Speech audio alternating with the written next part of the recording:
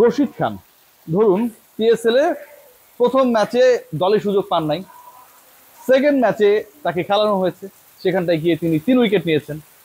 এর পরের ম্যাচে যেটাকে পিএসএল ক্লাসিকো বলা হয়, যেটাতে লাহোর করাচির লড়াই, সেখানটাও রশিদ খানের উপরে অনেক অনেক আস্থা রাখা হয়েছে, তিনি আরো 3টা উইকেট নিয়েছেন।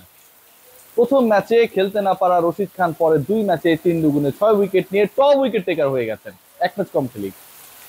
পুরো দুনিয়া, পুরো ক্রিকেট বিশ্ব রশিদের ভেলকি নিয়ে আলোচনা করতো, leg spinner, Afghan talented cricketer, আরো কত কিছু। এবং প্রথম ম্যাচে কেন তাকে খেলানো হয়নি সেটাও একটা অন্যতম আলোচনার বিষয় থাকতো।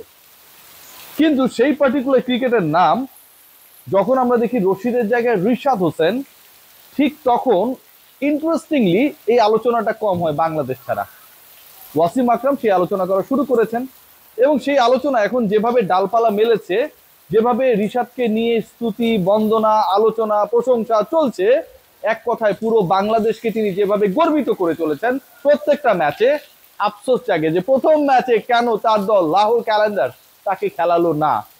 রিশাদ যুগ্মভাবে, যৌথভাবে টপ উইকেট টেকার্স না হয়েও এককভাবে হয়তো 6 উইকেটের জায়গায় 9 উইকেট, 10 উইকেটের মালিক হতে পারতেন।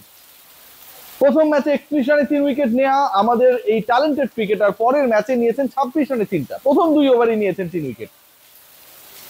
শেষ বলে তার যে কোটা, সেই কোটার শেষ বলেও তিনি উইকেট পেতে পারতেন, কিন্তু শেষ পর্যন্ত সিকান্দার রাজা ক্যাচটা ধরেছেন বাউন্ডারির ওপারে গিয়ে। 11 বলের মধ্যে 3জন ব্যাটারকে ফিরিয়েছেন। পিএসএল ক্লাসিকোতে করা প্রথম বলে উইকেট পেয়েছেন। সান মাসুদ রিভার্স সুইপ করতে গিয়ে আউট হয়েছেন, আম্পায়ার আউট না দিলেও আমরা দেখেছি উইকেট কিপারের আবেদন, কনফিডেন্ট আপিল, অ্যান্ড দেন পরবর্তীতে রিশাদের উইকেট লাভ।